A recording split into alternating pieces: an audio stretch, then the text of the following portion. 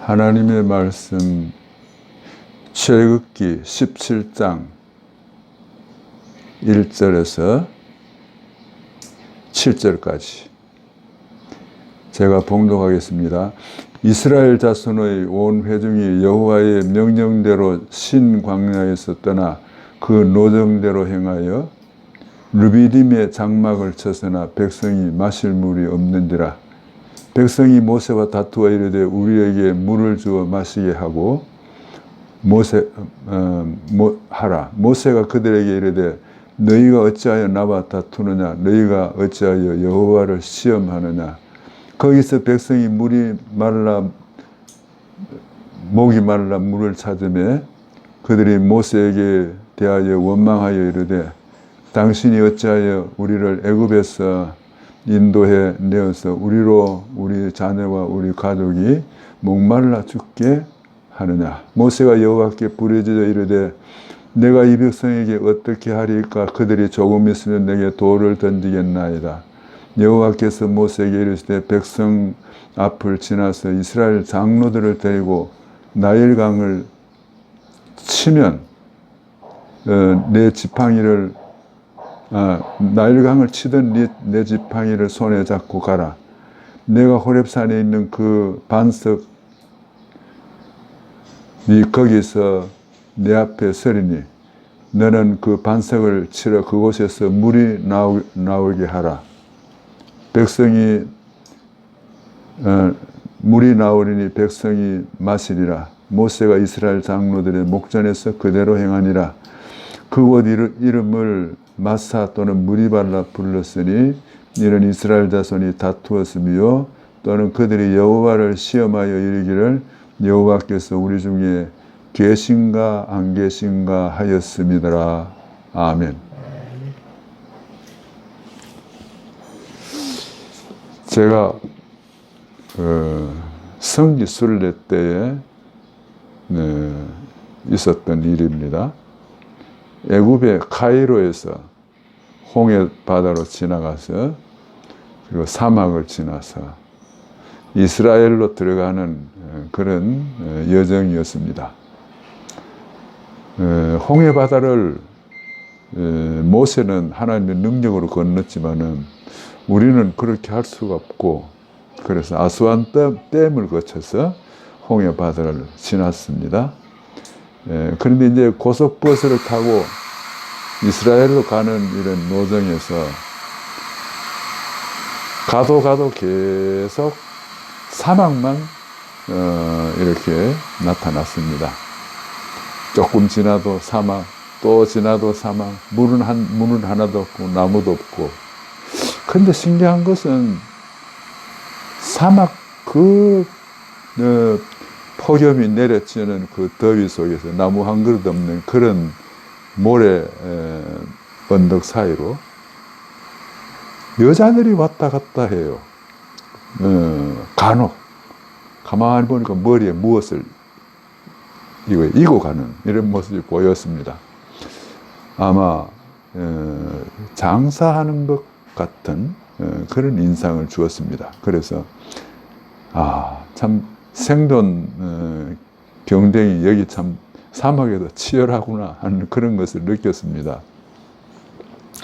근데 이 사막 지역을 1시간, 2시간, 3시간, 4시간 정말 지루한 사막길을 계속 달렸어요. 그런데 갑자기 숲이 나타나고 강물이 흐르고 오아시스가 나타난 거예요. 그래서 사막만 4시간 보다가 오아시스를 보니까 얼마나 반갑습니까? 그리고 보니까 어린애들이 학교 가방을 메고 학교 등교하고 우체부들이 왔다 갔다 하고 야, 참 신기한 세상이다. 그래서 가이드 보고 물었어요.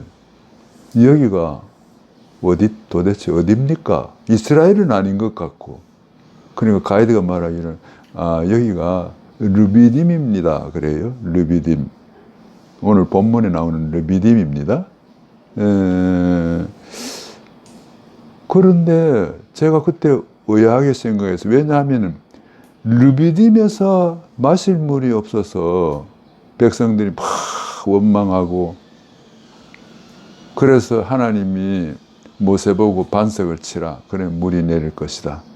그래서 반석을 쳐서 반석에서 생수가 막 쏟아지고 이래서 이스라엘 백성들이 사막에서 물을 만나서 살 수가 있었습니다.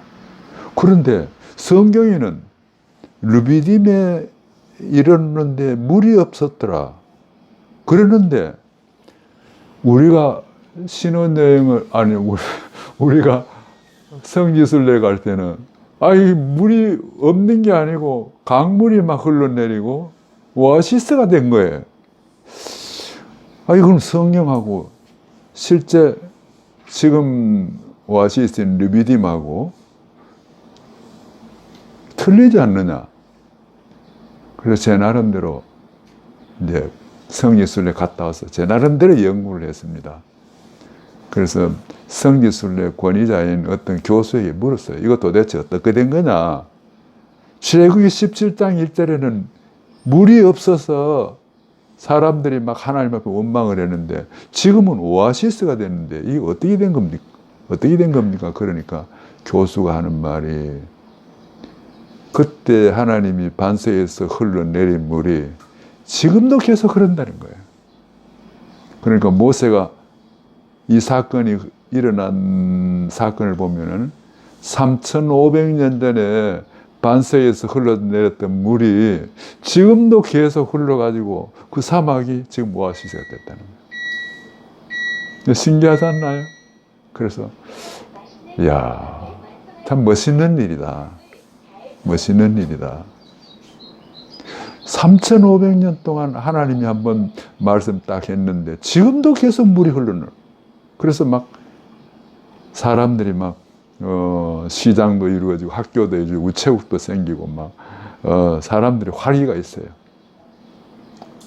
근데 이걸 생각하면서 제가 하나 위안을 받은 게 있어요. 그건 뭔가 하면요, 내가 공직에 있을 때, 그때 제가 이제 서울대학교에서 근무할 때입니다. 근데 이제 신학교로 가려고 할 때에 걱정이 하나 있었어요. 그건 뭔가 하면은, 내가 서울대학교에서 있을 때는 봉급 나오고 보너스가 1년에 400%나 나왔습니다.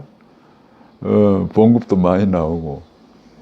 그런데 이제 내가 내년에 신학교에 입학하면은 봉급도 안 받고, 그렇다고 집사람 무슨 기술이 있는 것도 아니고 아이들을 내시고. 그래서 하나님 앞에 이렇게 기도했습니다. 하나님, 뭐 직장이 없으면 나는 굶어도 괜찮습니다. 신학교 다니고 공부하는데 뭐 굶어도 괜찮은데 아이들은 신앙이 없잖아요. 하나님, 굶으면 어떻게 됩니까? 나는 돈도 못 버리고 집사람은 기술도 없고 애들 뭐 키우느라고 뭐 어디 돈 벌 때도 돈 버릴 만한 데도 없고. 그래서 제가 기도원에서 3일간 금식 기도했어요. 하나님, 이거 어떻게 합니까? 나는 굶어도 괜찮은데 자녀들하고 이게 집사람은 이게 굶으면 어떻게 됩니까? 그리고 자녀들하고 집사람 나처럼 신앙이 있는 것도 아니고. 그래서 3일간 금식하는데 마지막 날 하나님이 나한테 응답을 줬어요. 그 뭔가 하면 그때 새벽 한 3시쯤 돼서 하나님이 나한테 딱 응답을 하는데, 일꾼이 젖 먹을 것 받는 것이 마땅하니라 그랬어요. 일꾼이 젖 먹을 것 받는 것이 마땅하니라 하는 말은 하나님 봉급을 주시겠다는 거예요. 그거거든요. 그래서 하나님 고맙습니다 해서 그 이튿날 내려와서 사직서를 썼어요. 사직서를 쓰고 그 이듬해 3월달에 신학교에 입학을 했습니다. 근데 놀라지 마세요. 일꾼이 젖 먹을 것 받는 것이 마땅하니라 한 그 하나님의 약속이 어떻게 이루어지는가 하면은 그때로부터 지금까지 먹을 거는 우리 집에 충분해요. 그래서 우리 집 냉장고에 지금도 사놓을 데가 없어요. 막 먹을 게 많아. 먹을 게 많고. 한 번씩 또 누님 집에 오면은 오히려 먹을 거 사가지고 오잖아요. 그래서 내가 지금 그 응답을 받은 지 한 50여 년이 지났는데 50여 년이 지난 50년 동안 하나님이 계속 우리 집에는 먹을 것이 많도록 하나님이 축복해 주셨어요. 근데 오늘 본문의 예를 든다면은 앞으로 나한테는 3,500년 정도 하나님이 먹을 것을 풍성하게 주실 것 같아요.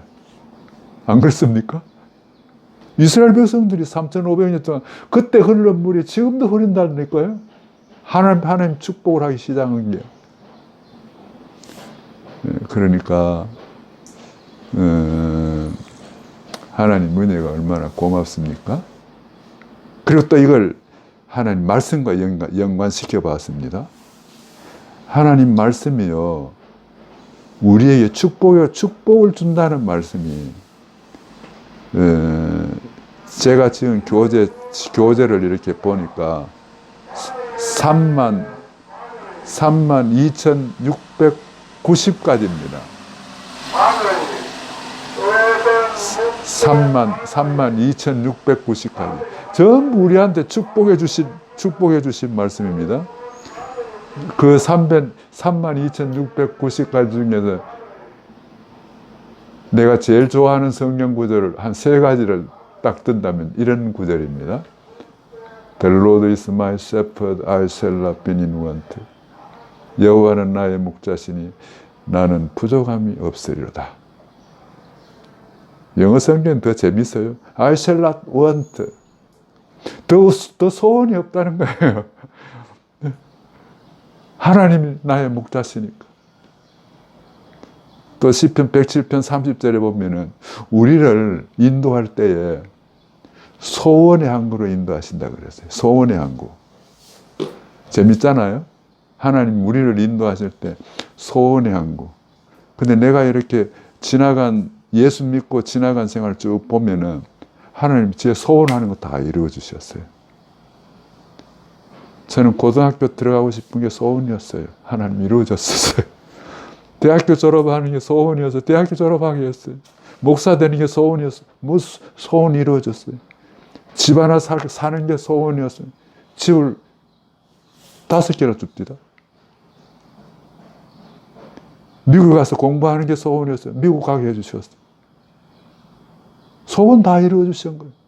요즘은 제가 그걸 좀 범위를 넓힙니다. 하나님, 내가 기도하는 사람, 매일 기도하는 사람이 한 30-40명 됩니다. 그 중에 이제 큰 누님도 계시고, 작은 누님도 계시고, 이제 가족들도 있고 이런데. 이분들도 소원을 이루어 주세요. 제가 그렇게 기도하고 있거든요. 하나님, 큰 누님, 작은 누님, 그리고 가족들, 내 소원뿐 아니라 그들도 좀 이루게 해주세요. 하나님 이루어 준다는 거예요. 그들을 소원의 항구로 인도하시는다고. 이게 축복의 약속입니다.